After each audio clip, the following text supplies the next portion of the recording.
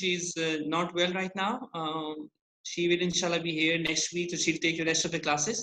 But in the meantime, today and tomorrow, I'll take your class with it. We're going to start with chapter 1 of your SST. This chapter is landforms with it. Okay? This is the chapter that we are going to do. And we have given you the question answers of this chapter. Do you all have your SST copy with you, beta? सबके पास SST copy है?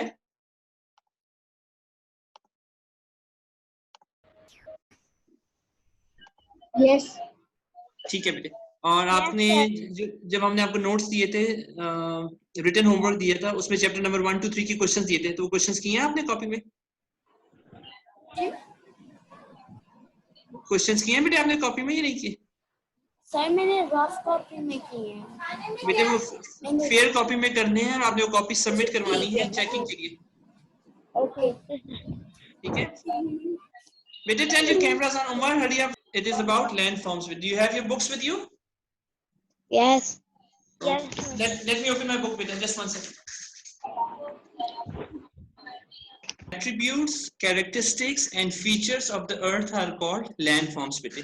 The things that are on the earth, beta, such as the plains, lakes, valleys, streams, hills, वो सब चीजें mountains जो कि इस जमीन पर हैं, they are form the landforms of the earth. बेटे landforms वो चीजें हैं जो जमीन पर मौजूद हैं बेटे. Things like mountains and plateaus and lakes and hills and rivers बेटे. So we'll talk about each one of them separately बेटे. This is the first topic of your book बेटे. It is called fold mountains बेटे. It is called fold mountains. Okay. Fold mountains are created when two of Earth's tectonic plates are pushed बेटे. Tectonic plates are plates underneath the earth which are constantly moving. जब वो plates move करती हैं आपस में एक दूसरे के करीब आके they squeeze each other बेटे, और वहां से जब वो जोर से squeeze करती हैं तो वहां पे mountain form होता है बेटे. I'm going to show you these two videos बेटे. See these videos and then हम ये videos मैं आपको share भी कर दूंगा, तो आपको इसमें fold mountains का पता चलेगा कि fold mountains कैसे बनते हैं बेटे. So just watch these quietly and then I'll talk about it.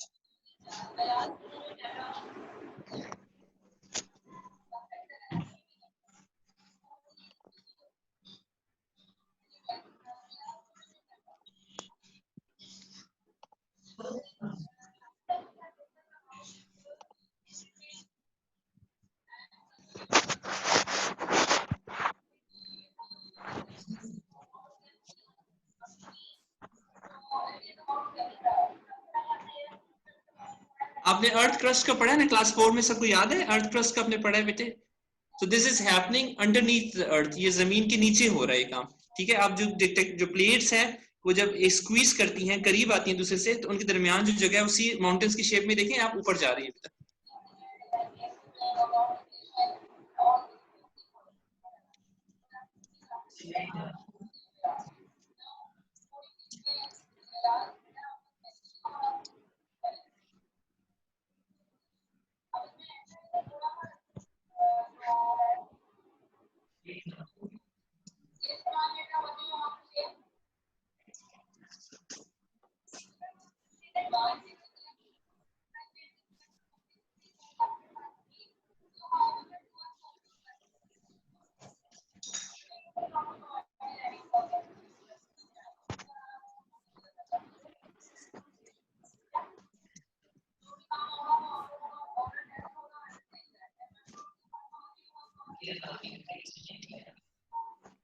बेटा ये जो पीछे आपने देखा है, गिविंग एन एग्जांपल कि अगर आपके पास if you have two shoe boxes और बीच में आपके टॉवल्स हैं, आप शू बॉक्सेस को स्क्वीज करें तो वो टॉवल्स बेटे इस फॉर्म में ऊपर जाना शुरू हो जाएंगे.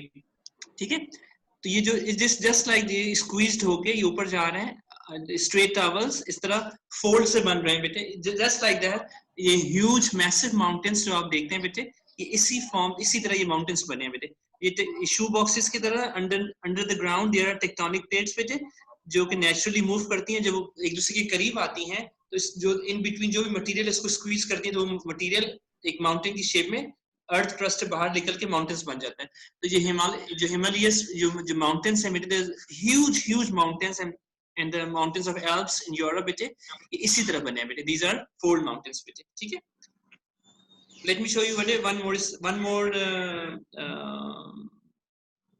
video, then I'll start.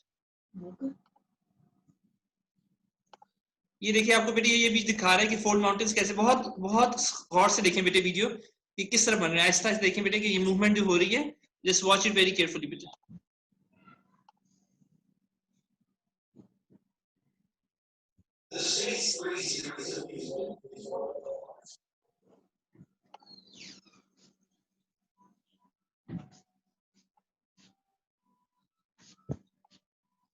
ये देखिए बेटे ये पानी है और जमीन है बेटे। ये देखिए आहिस्ता आहिस्ता मूव कर रही है। लुक एट इट, पानी जो बीच में से कम होता जा रहा है। लुक एट दिस बेटे।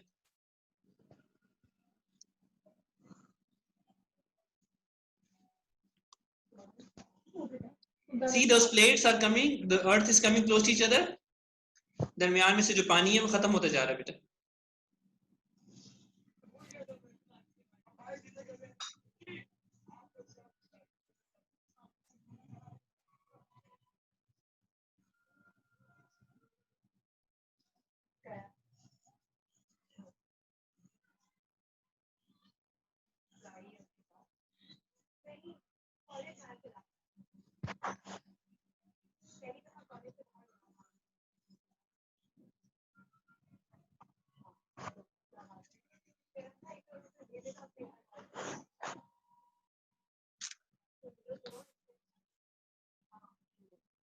ये देख रहे हैं बेटे कैसे माउंटेन्स बाहर आ रहे हैं।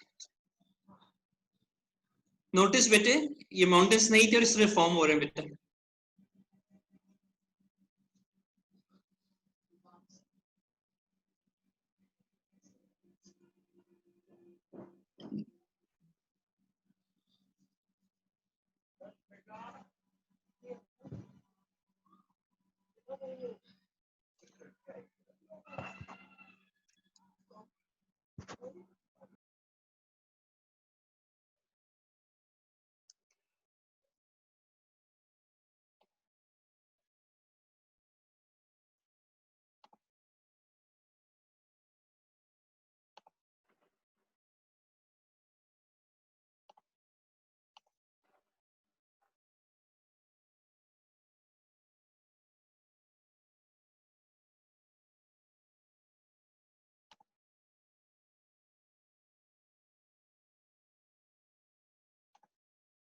ये जो आपको प्रोसेस आपको नजर आया बेटे, आपको ऐसा लगा जैसे सिर्फ 1 मिनट में हो गया।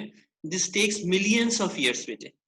ठीक है, मिलियंस ऑफ ईयर्स लगते हैं तब ये माउंटेन्स तरह बनते हैं। ये नहीं होता कि एक दिन में, ये एक महीने में, एक साल में हो जाता है। स्लोली एंड ग्रेजुअली हमें जब हम इंसान जब दुनिया में आए हैं तो दुनिया तो इससे बहुत पहले से बनी हुई है बेटे। तो ये सब चीजें हमारे आने से पहले ये सब चीजें यहाँ पर मौजूद थी। ये माउंटेन्स ये सब चीजें मौजूद थी बेटे। लेकिन ये माउंटेन्स उस सब आज से लाखों साल पहले किस तरह बने थे बेटे? इस तरह बने थे। टेक्टोनिक प्लेट्स ने आपस में एक दूसरे को पुश किया, वहां से माउंट आहिस्ता आहिस्ता चीजें ऊपर आई और वो we have this huge mountains जो इस तरह बने हैं बेटे। लेकिन ये एक दिन में नहीं बने, एक साल में नहीं बने, लाखों सालों में बने हैं। और ये हमारे इंसान की दुनिया में आबाद होने से पहले ये इसमें से अक्सर चीजें हो चुकी थी, बन चुकी थी बेटा।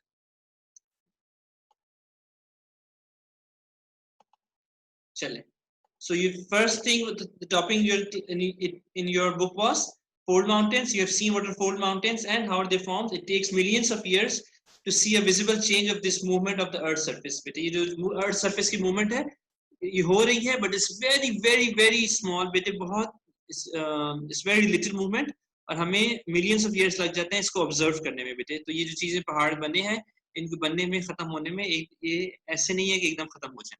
ठीक है, any question I can answer right now beta? Anybody has any question beta? Fold mountains हमने पढ़ ली, then we go to the next topic which is cliffs beta.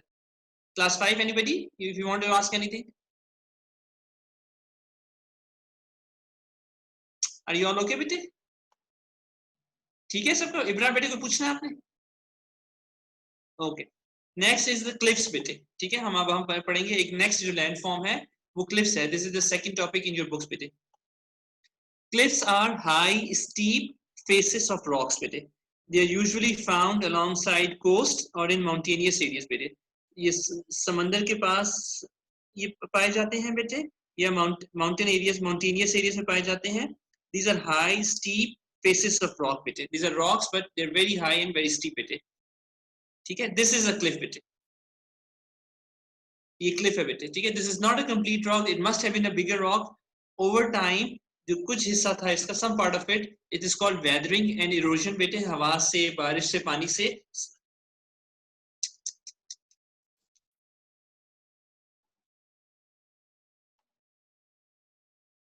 Just 1 second बेटे.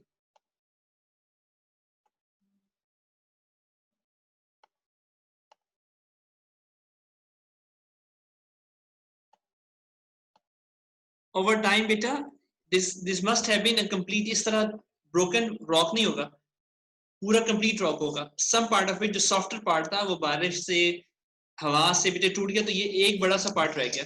This part is called a cliff बेटे, ठीक है. जो जो hard part था that could resist the erosion and weathering वो बच गया. जो softer part था, जो softer part था बेटे वो टूट गया. And this is a cliff बेटे. Then we are left with this cliff बेटे. Then as I said, is usually found, the cliff is usually found on the near the coast बेटे. Or where is it found? It is found near the mountainous regions बेटे.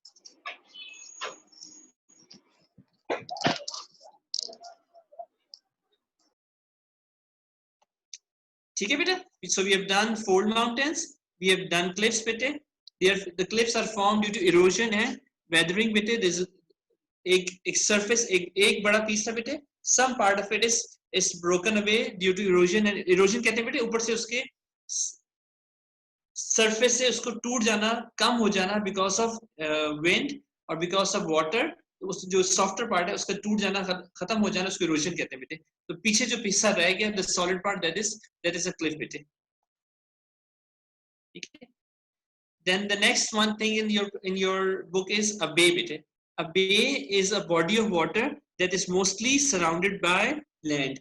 ठीक है. It is a body of water that is mostly surrounded by land बेटे. यानी कि आसपास चारों तरफ जमीन है और दरमियान में पानी है बेटे. Bays are formed by erosion of rocks near the seashores. अब अगर ये जो rock है यहाँ पे, इसमें आपको क्लिफ नजर आ रहा है, अगर ये completely erode हो जाएगा तो यहाँ पे सारा पानी आ जाएगा. ठीक है. तो आगे पीछे जमीन है और दरमियान में से पानी है. तो these are called bays. और इसी तरह ये form होते हैं. क्योंकि जो our land you've read in class 4, our land is basically the earth is mostly rocks बेटे. So when these rocks are eroded, there is space is created, जगह बनती है जिसमें पानी आ जाता है. आसपास जमीन और जमीन में पानी है तो उसको बे कहते हैं बेटे. Bays have calmer waters due to the surrounding land. क्योंकि इसके आसपास बेटे समंदर का जो पानी होता है, you have seen, it is not calm बेटे. They are strong waves. Man, turn your camera on बेटा. In the sea, the water is not calm बेटे because there are huge waves. But in the bay, because there is land all around it, so there is land all around it, so the water in the bay is usually calm. Calm का मतलब है उसपे इतनी ज़्यादा waves नहीं होती और इतने ज़्यादा वो strong winds नहीं होती उसके अंदर. ठीक है. अगर ये क्योंकि since it is calm water, it can prove ideal for fishing or port. अगर आपने पोर्ट बनाना है तो आपकी जो शिप्स आएंगी वो जो calm water है, calm का मतलब है कि जहाँ पे इसमें बहुत ज़्यादा waves नहीं है, उसमें तूफान नहीं आ सकता, उसमें साइक्लोन नहीं आ सकता, calm water है बेटे, तो उसमें you can use it for fishing or you can make a port बेटे. If a bay is big, it is called a gulf बेटे. ठीक है. तो ये देखें बे है, देखें पानी है सारा लेकिन आसपास सब जमीन है. If you see the sea or ocean बेटे, sea or ocean में इस तरह आपको साइड पे जमीन नजर नहीं आती, तो उसमें बहुत waves होती हैं, पानी बहुत strong होता है.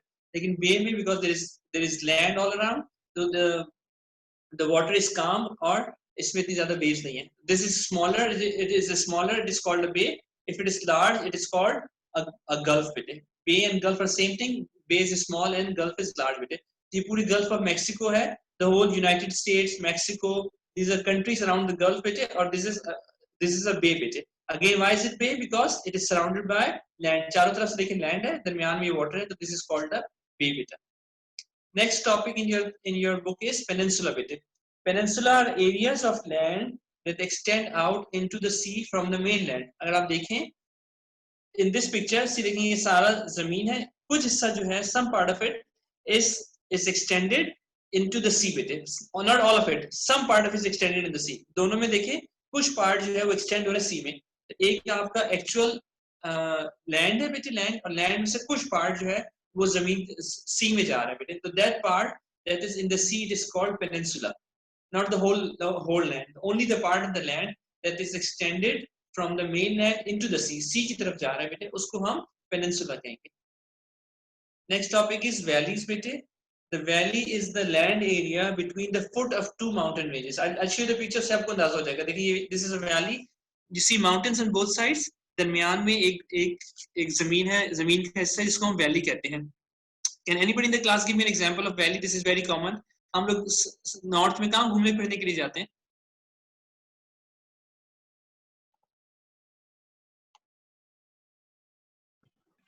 कोई बताएगा हम नॉर्थ में कहाँ जाते हैं घूमने फिरने के लिए? कोई जाता भी है नॉर्थ में घूमने फिरने के लिए? कोई नहीं जाता. क्या हुआ? बताइए बेटे. उस्मान, आप कहीं जाते हैं घूमने फिरने के लिए नॉर्थ में? कोई कागान नारान जाता है? कोई कलाम जाता है? Does anyone go there? Class 5? No, sir. कोई भी नहीं जाता बेटे. कभी नहीं गया कोई? कागान नहीं गया? कागान नारान, कलाम, सवात, मरी, कोई भी नहीं गया? No, sir. No one sir. has gone to Mari, Kalam, Naran, Sawat, northern areas. Sir, I've been to Murray once. Ibra has been to Mari, bete? Yes, teacher, once. Okay, and anybody has been to Kahan Naran or Sawat, beta?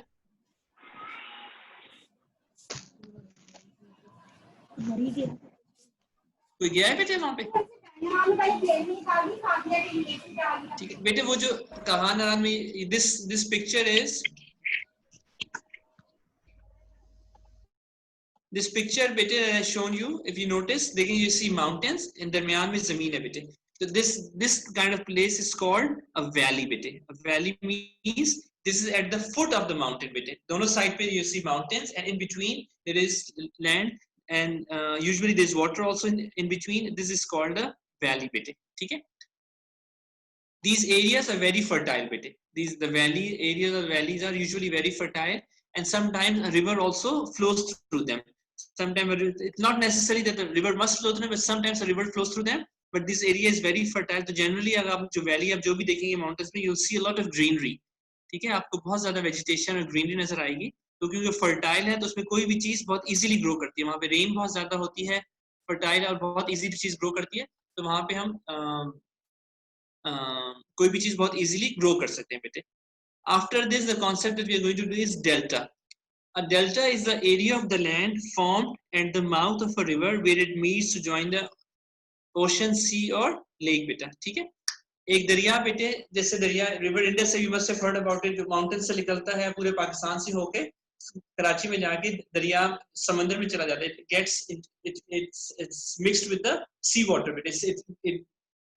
It goes in the sea बेटे. उस point पे जहाँ पे दरिया समंदर के साथ या किसी और चीज के साथ जाके मिलता है बेटे, उसको डेल्टा कहते हैं. It is called the mouth of the river and the place where it meets the sea बेटे, it is called delta बेटे. वहां पे डेल्टा में बेटे बहुत ज्यादा it is an extremely fertile area, क्योंकि जो रिवर है अपने साथ मड और बहुत सी चीजें साथ साथ लेके चल रहा है बेटे. जो पानी है वो समंदर में गिर जाता है, तो उस पॉइंट पे जहाँ पे जो रिवर जो है वो सी में मिल रहा है बेटे, उस पॉइंट पे वो सारा अपने जो फर्टाइल सॉइल है बेटे, वो सॉइल वहां पे छोड़ देता है. तो उस सॉइल की वजह से वो जगह जो डेल्टा है it is extremely fertile but it is very rich in soil and clay.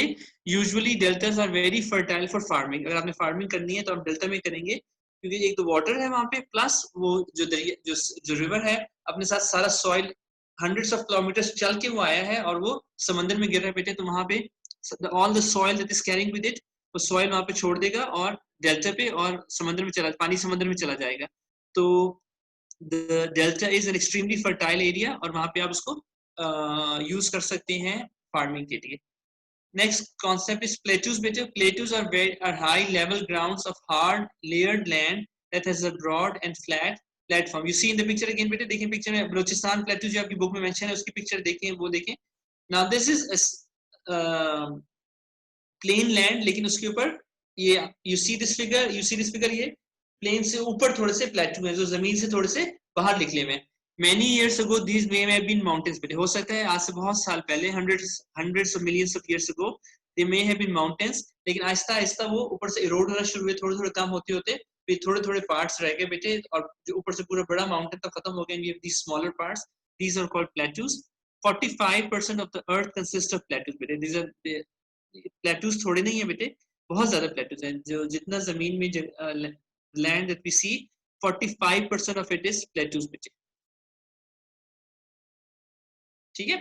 These are the concepts all for this class bete. Now I need to answer your questions bete. If any, please ask anything about any ये जो concepts हमने पढ़े हैं.